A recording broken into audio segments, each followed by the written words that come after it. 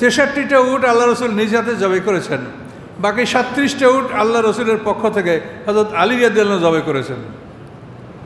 অথচ ইতিহাস কি লেখে, আল্লাহ রসুল মৃত্যুর সময় কি খবর ছিল যে আল্লাহ রসুল একটা বর্ম ইহুদির কাছে বন্ধক রাখিয়া 75 কেজি গম আনছিলেন। নাউজুবিল্লাহ বলেন। একেবারে বিশুদ্ধ হাদিস এগুলো সেহাসাত্তায় আছে। সেহাসাত্তায় থাকলেই সেটা হাদিস হয় না।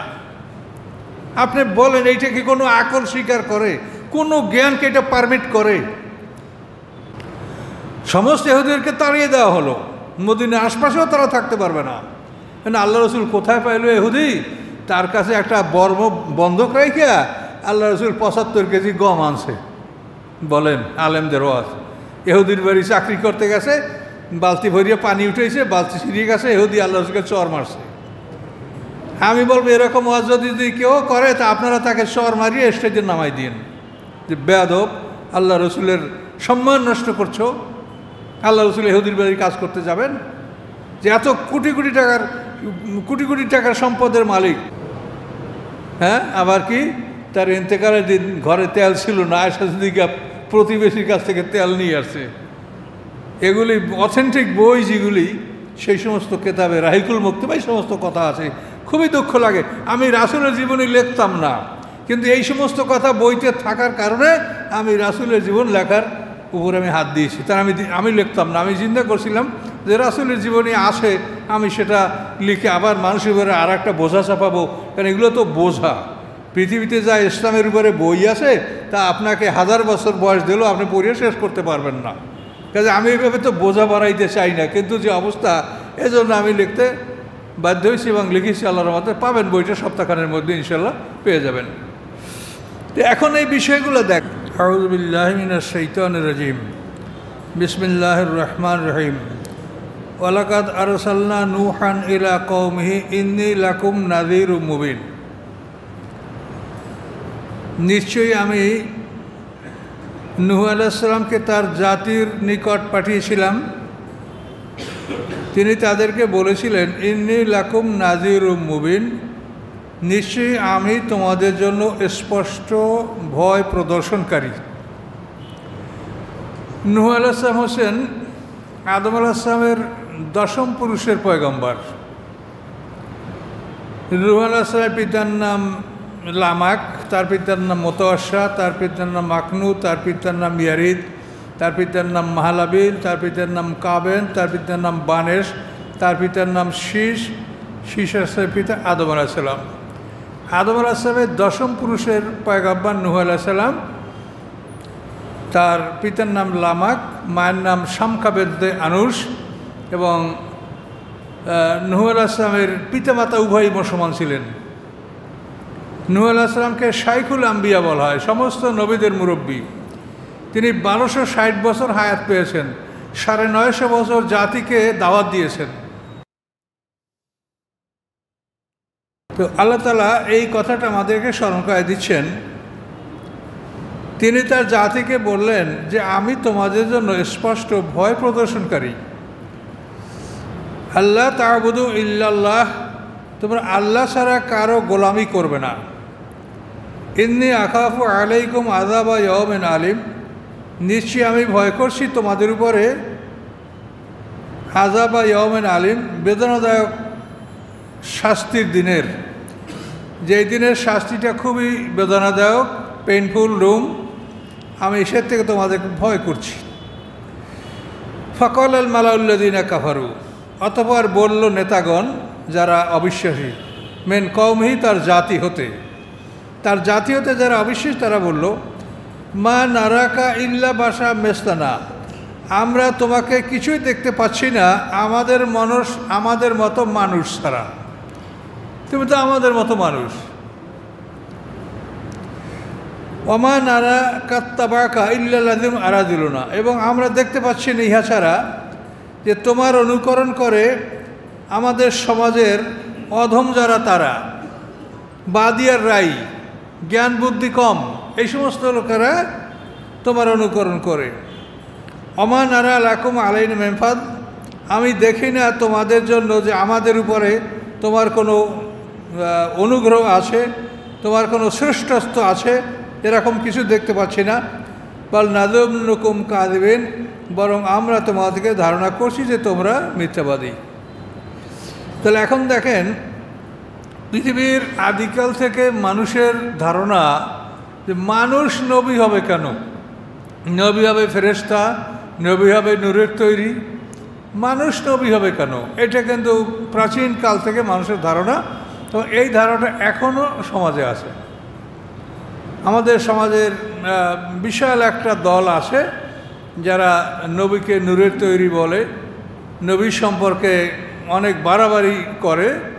তো এটা সম্পর্কে আল্লাহ আমাদেরকে সতর্ক করে দিয়েছেন এবং কোরআনে স্পষ্ট ভাষায় আল্লাহ বলেছেন যে আপনি বলে দেন, কুল, আপনি বলুন, ইন্নামা আনা বাশারুম মিসলুকুম, নিশ্চয়ই আমি তোমাদের মতো মানুষ।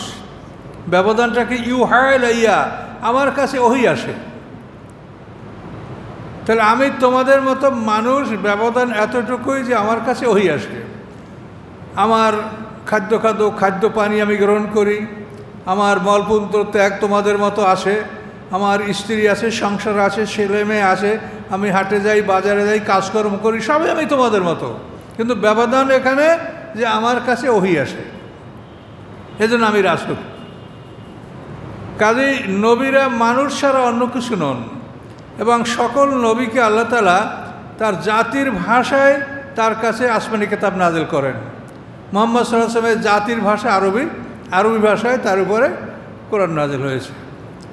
অন্যান্য নবী যখন তাওরাত কিতাব, মুসা আলাইহিস সালামের জাতির ভাষা ছিল এব্রানি ভাষা, হেব্রু ভাষা, তাওরাত কিতাব এব্রানি ভাষায় নাজিল হয়েছে।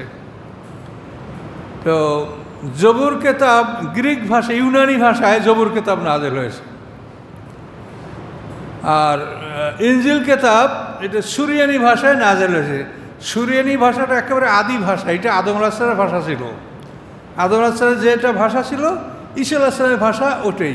ওই ঈসা আলাইহিস সালামের মাতৃভাষা, তার মাতৃভাষা সুরিয়ানি ভাষায় আল্লাহ তাআলা ইনজিল কিতাব নাজিল করেছেন। এইটা মনে রাখার সহজ একটা বুদ্ধি আছে।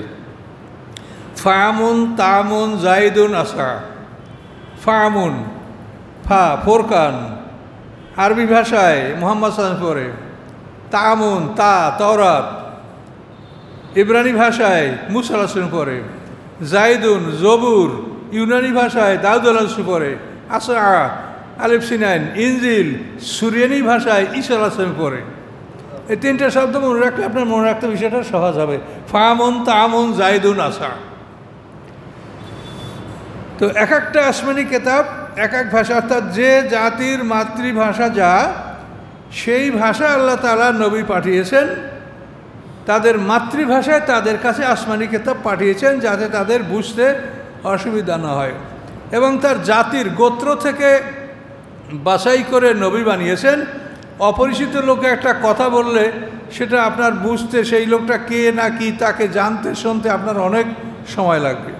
কাজে আপনার সমাজের আপনিই জানেন যে কে মুহাম্মদ সাল্লাল্লাহু আলাইহি ওয়াসাল্লাম। বাল্যকাল থেকে এই সমাজে তিনি বড় হয়েছে, তোমরাই তাকে সাদিক বলেছো, আলামিন বলেছো, সত্যবাদী বলেছো। কাজে তার কাছে কোরআন আসছে।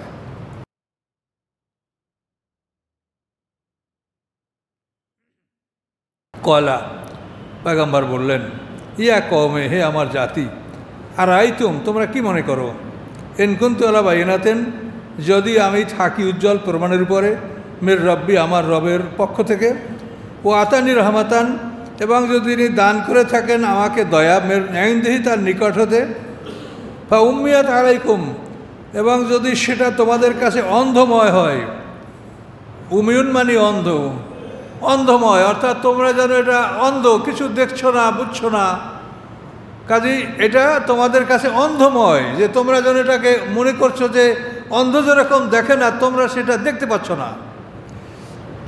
ফা উম্মিয়াত আলাইকুম, তোমাদের কাছে অন্ধময় মনে হচ্ছে।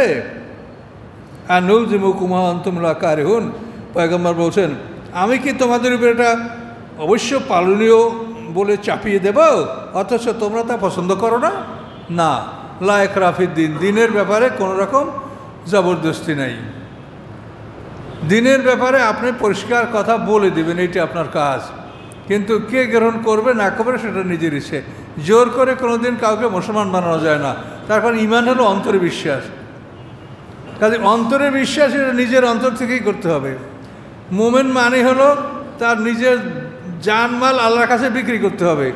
এখন আপনার জানমাল কি আমি বিক্রি করতে পারবো? আমার জানমাল কি আমি ছাড়া অন্য কেউ বিক্রি করতে পারবে? কাজে এই জন্য ইমান জিনিসটা এমনই যে এটা জোর করার একটা বিষয় না। সে যদি বোঝে তার নিজের জীবন সম্পত্তি আল্লাহর কাছে বিক্রি করবে, বিক্রি করে সে আল্লাহর গোলাম হয়ে যাবে, বাস আল্লাহর গোলাম হইলেই খালাস। আল্লাহ বলছেন গোলাম হও, বেহেশতে যাও। একটা শব্দ আপনাদেরকে একটু বলছি, কোরআন পাকে সব ক্ষেত্রেই আল্লাহ প্রথমে ঈমান আনার কথা বলছেন। ঈমান আনো, ইবাদত করো। ঈমান আনো, ইবাদত করো। ঈমান আনো, নেক আমল করো। কিন্তু কতগুলি আয়াত আছে, যেমন ইয়া আইয়ুহান-নাস উ'বুদু রাব্বাকুম, হে মানুষেরা তোমরা তোমাদের রবের ইবাদত করো। এখানে কিন্তু আগে ঈমানের কথা বলা হয় নাই। ওয়াবুদুল্লাহ ওয়ালা তুশরিকু বিহি শাইআ, তোমরা আল্লাহর ইবাদত করো, আল্লাহর সাথে শরিক করো না। এখানে কিন্তু ঈমানের কথা বলা হয় নাই। এখানে বিষয়টা কি? বিষয়টা হলো এই যে উ'বুদু শব্দ যেখানে বলা হয়েছে সেখানে ওই একই শব্দের মধ্যে দুইটা আদেশ আছে। শব্দের অর্থ কি? তুমি গোলামি করো। তো গোলামি করতে হলে আগে তোমাকে গোলাম হতে হবে, গোলাম হওয়ার পরে তুমি গোলামি করবে। তুমি গোলাম না হইয়া গোলামি করতে পারবে? তো এই জন্য যেখানে উ'বুদু বলা হয়েছে সেখানে পিছনে ঈমানের কথা বলা হয় নাই। যাতে ওই উ'বুদু শব্দের মধ্যে তুমি গোলামি করো, মানে তুমি আগে গোলাম হও, তারপর তুমি আল্লাহর গোলামি করো। এটা কিন্তু আপনাকে বুঝতে হবে। কোরআনের মধ্যে কোনো কন্ট্রাডিকশন নাই, কোনো বৈপরীত্য নাই। কাজেই যেখানে আল্লাহ তাআলা সব জায়গায় বলছে ঈমান আগে, নামাজ ইবাদত পরে, কিন্তু উ'বুদু এখানে আপনি দেখবেন যে পিছনে ঈমানের কথা নাই। এর অর্থ যে উ'বুদু যে আদেশটা দেওয়া হয় সেখানে দুইটা জিনিস, যে তুমি গোলাম হও, ইবাদত করো। গোলাম না হইয়া তো তুমি গোলামি করতে পারবে না। আবদের কাজকে ইবাদত বলা হয়, বান্দার কাজকে বন্দিগি বলা হয়। আমরা ইবাদত বন্দিগি করি না? আমরা যদি বান্দা হই তাহলে আমাদের কাজ বন্দিগি, আমরা যদি গোলাম হই, আবদ হই, তো আমাদের কাজ হবে ইবাদত। এটা বুঝে নিতে হবে। কাজে এইটা আর একজনে করতে পারে না। আপনি যে একটা লোককে কম্পেল করেন, তার উপর আপনি বাধ্যবাধকতা চাপিয়ে দেন, তো নামাজ পড়তে হবে, তাহলে তোমাকে শাস্তি দেওয়া হবে। তাহলে আপনার শাস্তির ভয়তে নামাজ পড়বে। এখন নামাজে দাঁড়াইয়া শুধু আপনাকে গালি দেবে, আল্লাহকে গালি দেবে আর বলবে আল্লাহু আকবার। কি আপনি ঠেকাইতে পারবেন? তাহলে আপনি জোর করে তাকে নামাজ পড়তে কেন বলেন? তাকে এটা বুঝিয়ে বলেন, যদি ভালো মনে করে পড়বে, না হলে আপনার কাজ আপনি বলতেই থাকেন। আল্লাহ কোরআনে কি বলছেন? ও আমুর আহলাকা বিস-সলাতি ওয়াসতাবির আলাইহা। আল্লাহ বলছেন যে তুমি তোমার পরিবার পরিজনকে নামাজে আদেশ দান করো, ওয়াসতাবির আলাইহা, এবং এই আদেশ দানে তুমি অবিচল থাকো। তুমি সর্বক্ষণ সর্বদাই যথাসময় এটা তুমি বলতে থাকো, কিন্তু জোর করা যাবে না। লা ইকরাহা ফিদ্দিন, আল্লাহর দ্বীনের বিধান, এটা বুঝতে হবে।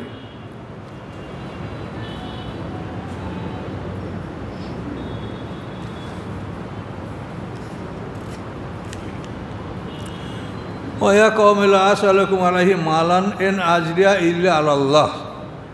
নূহ আলাইহিস সালাম বললেন, হে আমার জাতি, আমার দাওয়াত ও তাবলীগের বিনিময়ে তোমাদের কাছে আমি কোনো সম্পদ দাবি করি না। ইন আজরিয়া ইল্লা আলাল্লাহ, নয় আমার বিনিময় আল্লাহ ছাড়া অন্য কারো উপরে।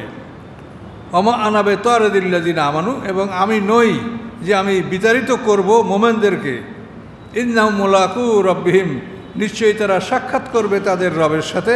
ওয়ালাকিন্নী, বরং আমি, নিশ্চয়ই আমি আরাকুম, দেখছি তোমাদেরকে, কওমান তাজহালুন, যে তোমরা একটা নির্বোধ জাতি। নূহ আলাইহিস সালাম এই কথা বললেন। তো পয়গম্বররা আল্লাহর চাকুরি করেন, তাদের বেতন আল্লাহর পক্ষ থেকে ধার্য থাকে। সমগ্র পৃথিবীর সম্পদ আল্লাহর, এর থেকে আল্লাহ তাআলা একটা অর্ডার দিয়ে দেন যে পয়গম্বররা এইটা পাবে। এখন পূর্বের পয়গম্বরদের কি বেতন ছিল তা তো আমরা বলতে পারছি না, তবে আমাদের নবীর ব্যাপারটা আমরা বলতে পারি যে আল্লাহ রসুলের পারিশ্রমিক ছিল যে যুদ্ধে যত সম্পদ হস্তগত হবে সেটা 5 ভাগ করা হবে, 5 ভাগের 4 ভাগ সমস্ত সৈন্যবাহিনীর মধ্যে বন্টন করা হবে, আর 1 ভাগ একা রাসূল সাল্লাল্লাহু আলাইহি ওয়াসাল্লাম পাবেন, এবং সেইটা তার নিজের জন্য, আত্মীয় স্বজনের, এতিম মিসকিন মোসাফের জন্য এই 5টা গ্রুপ উল্লেখ করা, এদের জন্য ব্যয় করবেন।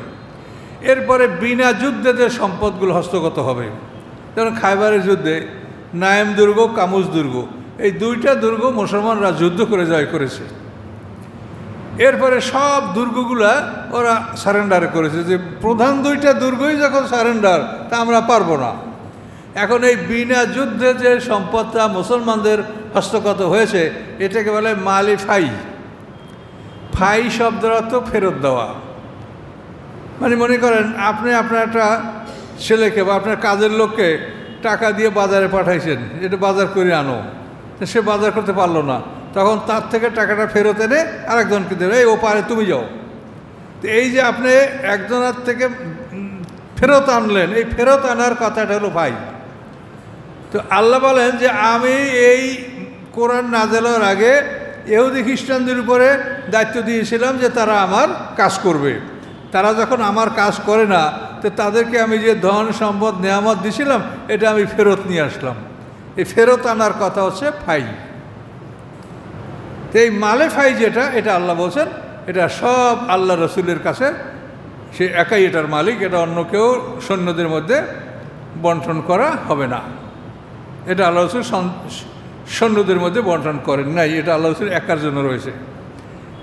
এবং এই বিশাল সম্পদ আল্লাহ রসুলের, তার বিশাল খরচ ছিল। ধরেন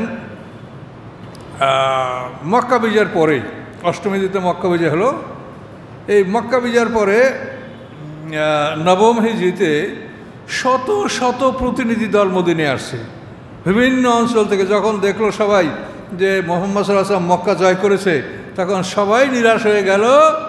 যেটা কোরআনে বলা আছে, আলিয়াউমা ইয়াইসাল্লাযিনা কাফারু মিন দীনিকুম, যে আজকে কাফেররা তোমাদের দিন থেকে নিরাশ হলো, যে তোমাদেরকে যে দিন থেকে ফিরাবে এই আশা আর তাদের থাকলো না।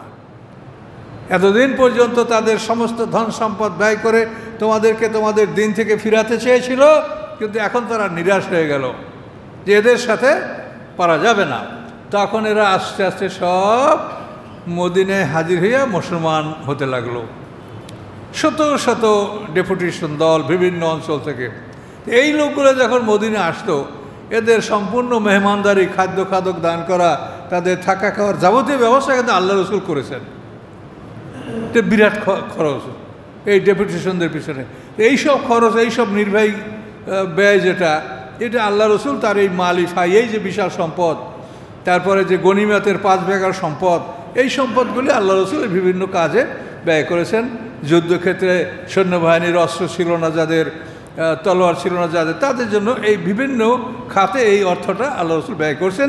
আল্লাহ রসুল কিন্তু কোটিপতি ছিলেন, তার যে সম্পদ ছিল সেটা কোনো রাজা বাদশাহ ছিল না। তিনি যখন হজ করতে গেছেন, তখন 100 উট কোরবানির জন্য নিয়ে গেছেন। 163টা উট আল্লাহ রসুল নিজ হাতে জবাই করেছেন, বাকি 37টা উট আল্লাহ রসুলের পক্ষ থেকে হযরত আলী রাদিয়াল্লাহু আনহু জবাই করেছেন।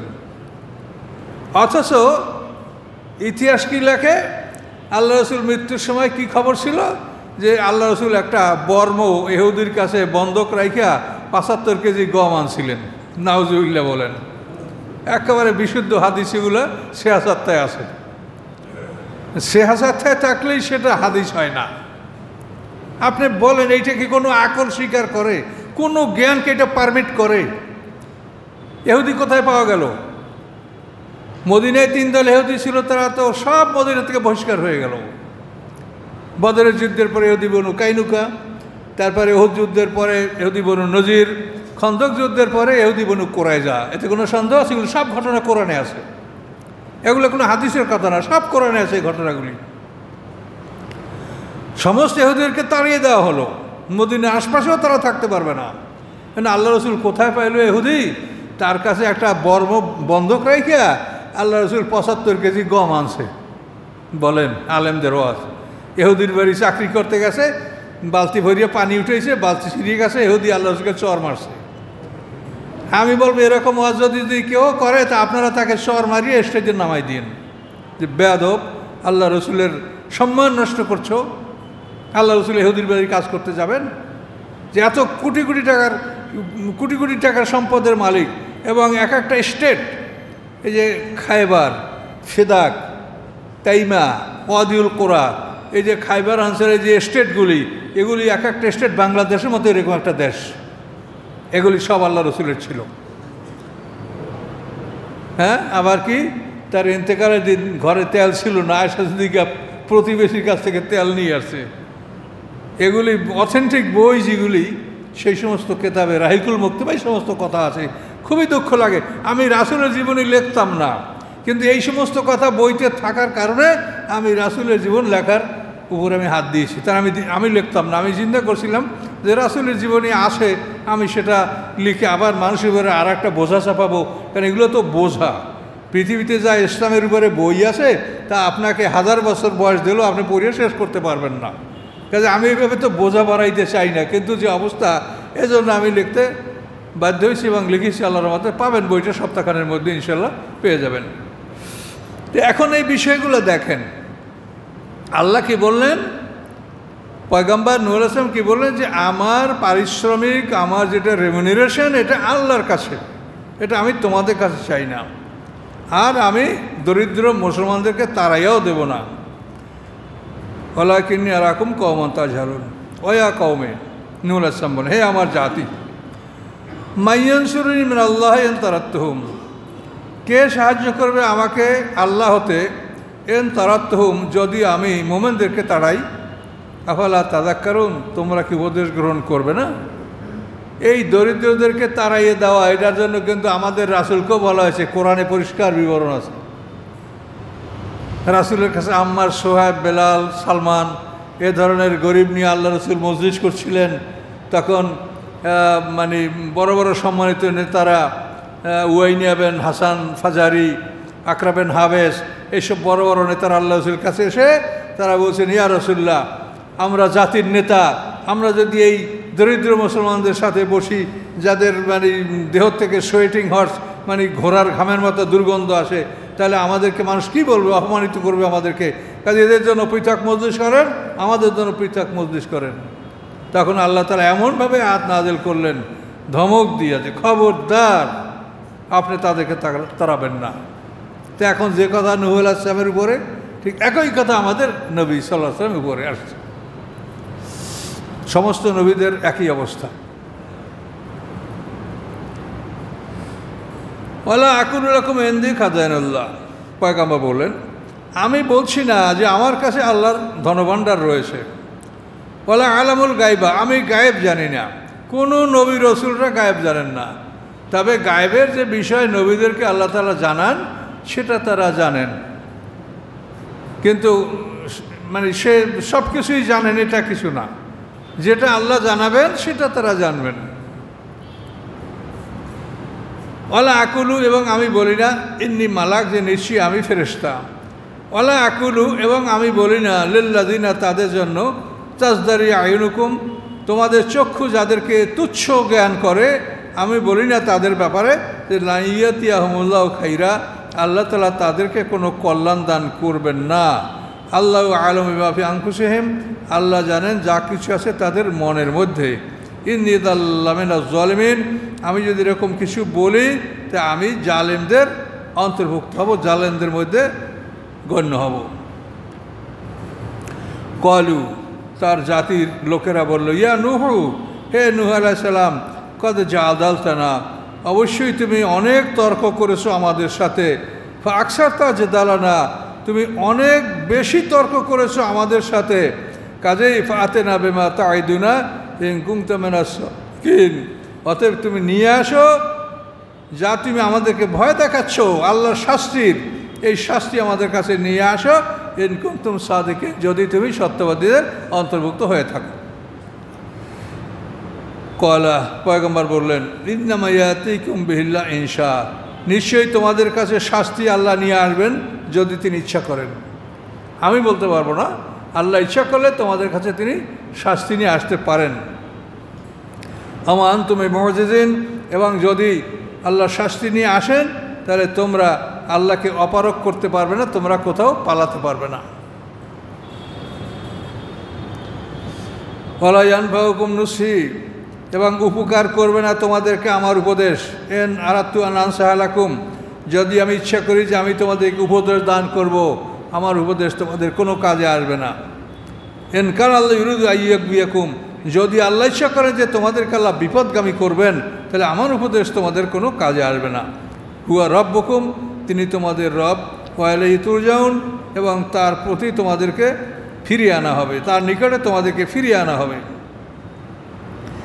আম ইয়াকুলুন আফতারাহু, অথবা তারা কি বলে যে মুহাম্মদ সাল্লাল্লাহু আলাইহি ওয়াসাল্লাম এই কোরআন রচনা করেছে, মুহাম্মদ সাল্লাল্লাহু আলাইহি ওয়াসাল্লাম এই কোরআন রচনা করেছে। কুল, আপনি বলুন, ইনফতারাইতুহু, আমি যদি এটা নিজে রচনা করে থাকি, ফালাইয়া ইজরামি, আমার উপরে আমার পাপ, তাহলে এই রচনা করার পাপ এটা আমার উপরে, আমি এটা বহন করব, বহন করতে বাধ্য থাকবো। ওয়ানা বারিউ মিম্মা তুজিবুন, কিন্তু তোমরা যে অপরাধ করছো তার থেকে আমি দায়মুক্ত, তোমাদের অপরাধের জন্য আমি দায়ী হব না, আমি শুধু তোমাদেরকে দাওয়াত পৌঁছে দেবো, এটাই আমার কর্তব্য। এইভাবে নূহ আলাইহিস সালামের সাথে জাতির তর্ক বিতর্ক হলো। তিনি 950 বছর দাওয়াত দিলেন। অতঃপর নূহ আলাইহিস সালাম আল্লাহর কাছ থেকে তিনি জানতে পারলেন, আল্লাহ জানিয়ে দিলেন যে তোমার জাতির থেকে আর কেউ ঈমানদার হবে না, আর কেউ মুসলমান হবে না। ওহিয়া ইলা নূহিন আন্নাহু লা ইউমিনু মিন কওমিকা ইল্লা মান কাদ আমানা, আল্লাহ জানিয়ে দিলেন যে যারা ঈমান এনেছে এছাড়া আর কেউ ঈমান আনবে না। ফালা তাফতাজ বিমা কানু ইয়াফআলুন, অথবা তারা যা করে এটা নিয়ে তুমি আর আফসোস করো না, দুঃখ করো না। যখন আল্লাহটা জানিয়ে দিলেন তখন নূহ আলাইহিস সালাম জাতির জন্য বদদোয়া করলেন। ওয়াকালা নূহুর রাব্বি লা তাযার আলাল আরদি মিনাল কাফিরিনা দাইয়ারা, নূহ আলাইহিস সালাম বললেন, হে আমার রব, কাফেরদের একটা ঘরও আপনি পৃথিবীতে অবশিষ্ট রাখবেন না। ইন্নাকা তাযারহুম, যদি আপনি তাদেরকে ছেড়ে দেন, ইউদিল্লু ইবাদাকা, তারা আপনার বান্দাদেরকে বিপদগামী করবে। ওয়ালা ইয়ালিদু ইল্লা ফাজিরান কাফারা, এবং তারা কাফের ফাসেক ছাড়া কোনো ভালো সন্তান জন্মাবে না। তাদের কাফেরদের নসিহত এরকম ছিল, বৃদ্ধ ছেলে নিয়ে যখন নূহ আলাইহিস সালামের কাছ থেকে যাইতো, তো বৃদ্ধ ছেলেকে বলতো, এই ছেলে, এই লোকটা মিথ্যাবাদী, তোরা এই লোকের কথা মানবি না, আমার বাবা আমাকে মানা করে গেছে, এই জন্য আমি মানি নাই, আর আমি তোর বাবা, আমি তোকে মানা করলাম যে এই লোকটা মিথ্যাবাদী, একে তুই অনুকরণ করবি না, এবং তুই তার ছেলেদেরকে বলবি যে তারা যেন এই লোকটা অনুকরণ না করে। এই ধরনের তাদের উপদেশ, এজন্য আল্লাহ তাআলা জানায় দিলেন যে এদের থেকে কোনো কাফের ফাসেক ফাজের ছাড়া কিছুই জন্মেবে না। নূহ আলাইহিস সালাম বদদোয়া করলেন, তার বদদোয়া আল্লাহ কবুল করলেন। বদদোয়া কবুল করার 20 বছর পরে বন্যাটা আসলো। এই 20 বছরের মধ্যে নূহ আলাইহিস সালামের জাতির কোনো নারীরা গর্ভবতী হয় নাই। যারা মায়ের কোলে শিশু ছিল তারা সব বালেগ হয়ে গেছে 20 বছরে। কাজেই নূহ আলাইহিস সালামের প্লাবনে কোনো শিশুরা, নাবালেগ বাচ্চা মারা যায়নি। এই 20 বছরে নূহ আলাইহিস সালাম আল্লাহর পক্ষ থেকে আদেশ পাইলেন যে তুমি একটা শাল গাছ লাগাও। তিনি একটা শাল গাছ লাগালেন। 20 বছরে সেই গাছের গ্রোথ এমনভাবে হলো যে প্রকাণ্ড এক গাছ হলো, এবং সেই একটা গাছের তক্তায় নূহ আলাইহিস সালামের পুরো নৌকাটা তৈরি হয়ে গেল। আল্লাহ বললেন, ওয়াসনাইল ফুলকা বিআয়ুনিনা, এই নৌকাটা তুমি আমার চোখের সামনে নির্মাণ করো। এভাবে আল্লাহর নির্দেশক্রমে নূহ আলাইহিস সালাম নৌকাটা তৈরি করেছিলেন। তাফসিরে বলা আছে নৌকাটার যে গলই, যেটাকে সামনের ভাগ, এটা বলা হয়েছে কাজুজুয়ের তয়রে, পাখির বক্ষস্থলের মতো। পাখির যে বক্ষ, কবুতর, ঘুঘু, এই পাখির বক্ষ যেরকম, এই নৌকাটার বক্ষস্থলটা ওরকম ছিল। তো এখন দেখেন পৃথিবীর সব জাহাজগুলি কিন্তু এই আকৃতি বানানো হয়, নিম্নাংশটাও পাখির সিনার মতো এরকম। এটা নূহ আলাইহিস সালামের নৌকাটা ওরকম ছিল। 300 হাত লম্বা, 50 হাত চওড়া, 30 হাত উঁচা বিশাল নৌকা নূহ আলাইহিস সালাম আল্লাহর হুকুমে নির্মাণ করেছেন। এই নৌকা নির্মাণ হয়ে যাওয়ার পরে আল্লাহ বলে দিলেন, ওয়াফারাত তান্নুর, যে চুলার থেকে, ওভেন চুলা, এই চুলার থেকে প্রবল বেগে যখন পানি বের হবে তখন তুমি বুঝতে পারবে যে বন্যা শুরু হয়েছে। তাফসিরে বলা আছে যে মা হাওয়া, আদম হাওয়া, এই যে আমাদের আদি মাতা হাওয়া, তিনি যে চুলাটা ব্যবহার করেছেন সেইটা পৃথিবীতে ছিল এবং ওই চুলাটা পর্যায়ক্রমে পয়গম্বরদের দখলে ছিল, তাদের আয়ত্তে ছিল। ওই চুলার থেকে প্রবল বেগে যখন পানি বের হলো তখন নূহ আলাইহিস সালাম নিশ্চিত হলেন যে বন্যা শুরু হয়েছে। তখন তিনি যে সমস্ত প্রাণী পানিতে বাঁচে না সেই সকল প্রাণীর এক এক জোড়া নৌকায় তুললেন, আর মুসলমানদের ৮০টি মুসলিম পরিবার তাদেরকে নৌকায় তুললেন, এরা নৌকায় উঠল। আস্তে আস্তে বন্যার পানি বাড়লো এবং আল্লাহ বলে দিলেন যে তোমার এই নৌকার কোনো ইঞ্জিন লাগবে না, কোনো কিছু লাগবে না, এই নৌকাটা চলবে বিসমিল্লাহে মাজরেহা ওয়া মুরসাহা, বিসমিল্লাহ বললে চলবে, বিসমিল্লাহ বললে থামবে। তুমি বলবা বিসমিল্লাহ, চলতে শুরু করবে। তোমার যদি মনে হয় যে থামাবে, তুমি আবার বিসমিল্লাহ বলো, এই নৌকাটা থেমে যাবে। দেখেন না, একই সুইচে আপনারা অন আর অফ করেন, কি করেন না? একই সুইচে অন এবং অফ, যে আল্লাহ ওইখানে একই সুইচ ব্যবহার করছেন যে বিসমিল্লাহ বললে নৌকা চলতে শুরু করবে, বিসমিল্লাহ বললে নৌকা আবার থামবে। 6 মাস পর্যন্ত নৌকা বন্যা ছিল। এই বন্যায় সমস্ত মুসলিমরা ধ্বংস হয়ে গেছিল এবং নৌকাটা ভাসতে ভাসতে এখান থেকে সোজা উত্তর পূর্ব দিকে ইরাকে চলে গেল এবং ইরাকের জুদি পাহাড়ে এই নৌকাটা থেমেছিল। কোরআনে বলা আছে ওয়াস্তাওয়াত আলাল জুদি, এই জুদি পর্বতের উপরে এই নৌকাটা, জুদি পর্বত অ্যারারুট পর্বতমালার জুদি অঞ্চলে এই নৌকাটা থেমেছিল এবং ওইখানেই বন্যার পরে ইরাকের সেই বেবিলনে মানব জাতির বসবাস শুরু হয় এবং মানব সভ্যতা, এই জন্য অনেকে ইতিহাসে বলে যে মানব সভ্যতার সূচনা ইরাকের এই বেবিলন থেকে শুরু হতে পারে। তো এইখানে নূহ আলাইহিস সালামের অবশিষ্ট জাতিরা বসবাস করে আস্তে আস্তে তাদের থেকে আবার পৃথিবীতে জনবসতি ছড়িয়েছে এবং আস্তে আস্তে এই নূহ আলাইহিস সালাম প্লাবনের পরে ইব্রাহিম আলাইহিস সালাম ওই ইরাকের বেবিলনে আবার নূহ আলাইহিস সালামের 10 পুরুষ পরে জন্মগ্রহণ করেন। ইব্রাহিম আলাইহিস সালাম নমরুদের দেশে বেবিলনে, এবং ইব্রাহিম আলাইহিস সালাম ওখান থেকে হেবরন শহরে হিজরত করেন এবং সেখান থেকে ইব্রাহিম আলাইহিস সালাম যখন তার বিবি হাজেরা এবং ইসমাইল আলাইহিস সালামকে নির্বাসন দিলেন মক্কায়, তখন এই হাজেরা এবং ইসমাইল আলাইহিস সালাম এই দুইটা মানুষ ছিল মক্কা অঞ্চল আবার জনবসতিতে পরিপূর্ণ হতে লাগলো। এই ইতিহাসটা খুব বড় ইতিহাস, আপনারা যথাসময়টা জানবেন। তাহলে আজকে আমাদের এই একরকম পর্যন্ত আপসি থাকলো।